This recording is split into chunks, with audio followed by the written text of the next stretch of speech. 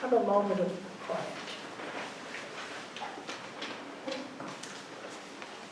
May the words of my mouth and the meditations of my heart be acceptable in your sight, O God, my rock and my redeemer. Amen. I have to tell you that I had a most difficult time writing this sermon. Not because I don't believe in an attitude of gratitude, but because if someone doesn't have gratitude or have a concept of gratitude, there's absolutely nothing I could do or say that would change that.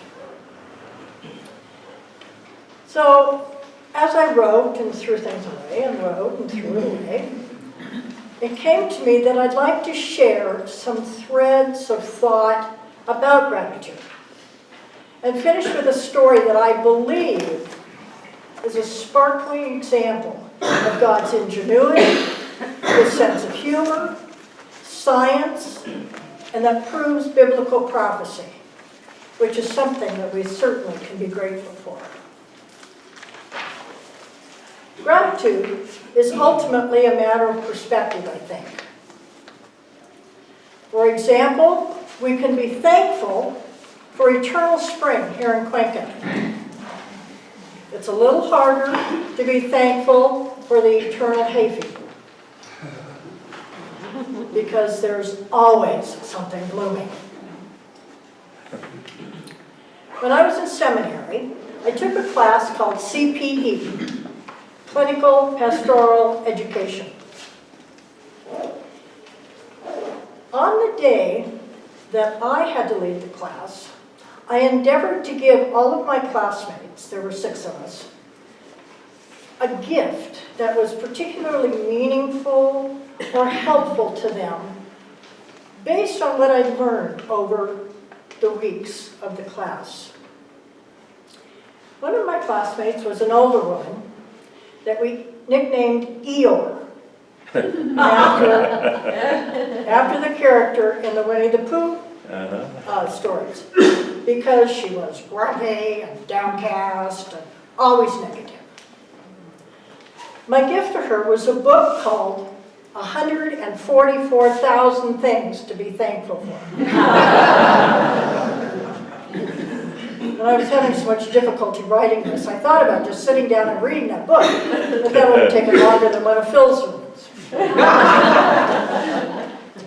How many of us could think of 144,000 things to be thankful for? The sad truth is, most of us couldn't think of 1,000.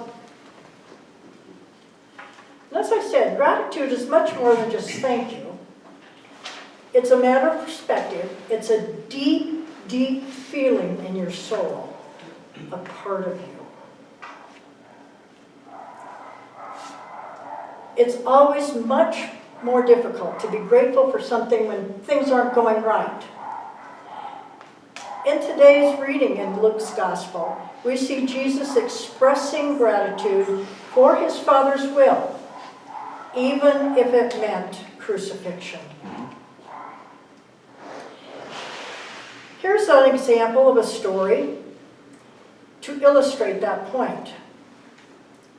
There were some Christians living in a communist bloc country that were arrested for their faith. When they were put in the prison cells, they were draped with heavy chains, and they had to carry these chains around with them everywhere they walked. And the hope was that they'd get so tired of carrying these chains around that they'd give up, and they'd give up their faith to be released from prison. Sometime later, they were asked about how fatigued they were, how tired they were. And they said, yes, they were emotionally and physically tired. But when they had service, a worship service, they could rattle the chains and make music.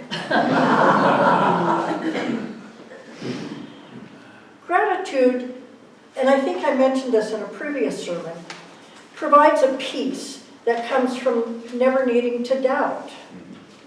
It improves mental health, And studies have shown that an attitude of gratitude increases sensitivity and empathy.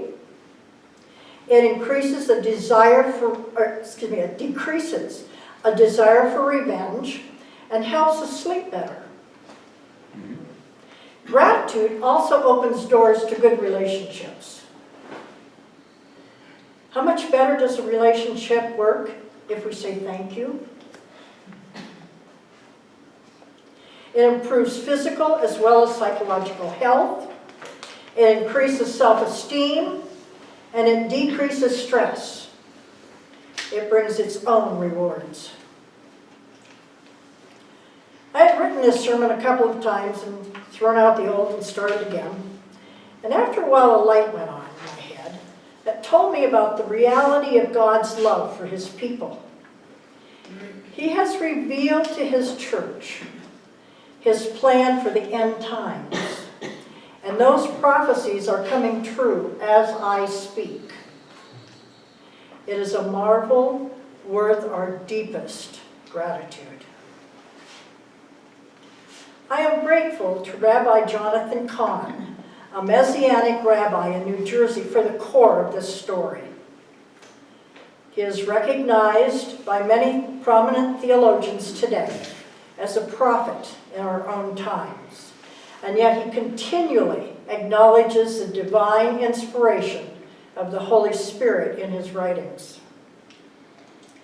I hope that in hearing this story, you will come to realize what a gift God has given to us as his people. It expresses one understanding of the end times, and although I agree with this perspective, I understand that there are other understandings of the end times as well. This story is called The Mystery of the Yarden. Yarden is Hebrew for descending. And this is a story about the Jordan River. One of the many symbols of God is water. Flowing water, poured out, purifying, cleansing water. Flowing water is a sign of life. In the Promised Land, Israel, the main source of water is the Jordan River. It begins at the highest point in the Holy Land on Mount Hermon, and it descends. It falls down more than any other river in the world. The name means descender. It speaks of the nature of God. God himself is the descender in the person of Jesus Christ. Yet one of his names is Most High. Christianity is the only religion in the world in which the founder comes down to his people. All other religions are trying to go up. The mystery of the Messiah is about coming down to us. His blessings come down to us. What we need to learn is how to receive those blessings, because those who receive are most blessed. Certainly, a reason to have an attitude of gratitude. Our salvation is totally undeserved, but freely given. It flows down to us from the cross. Jesus preached to Jerusalem and went down there to die. The Jordan River flows through Galilee and empties into the Dead Sea, the lowest place on earth. It is totally dead. No life can exist there because of how salty it is. It is empty of life. Christ poured out his life unto death. He emptied himself that we might live. There is no place so low that God's love cannot go there. Both prophets, Ezekiel and Jeremiah, tell us that in the end times, the Dead Sea will come back to life. It will resurrect again. In October of 2018, an Israeli-German team of scientists were exploring the Dead Sea and discovered freshwater springs in the bottom of the sea. Water samples that they took revealed new life forms. And I think it was in March of this year that another team found fish living in the bottom of the Dead Sea. As followers of Christ, we are called to pour out our love, our life, encouragements, and blessings to those that we might consider below us, the poor, the hopeless, the broken. Our job is not to get depressed, but to pour out into that which is depressed. Our job is not to get lost in the darkness, but to pour light into the darkness. We are witnessing in our times, right now, the fulfillment of end-time prophecies and have been given unlimited opportunities here in Cuenca to pour out Christ's resurrecting love to those who many may consider unlovable, lowly, or broken. For both, we should be deeply grateful. Amen. Amen.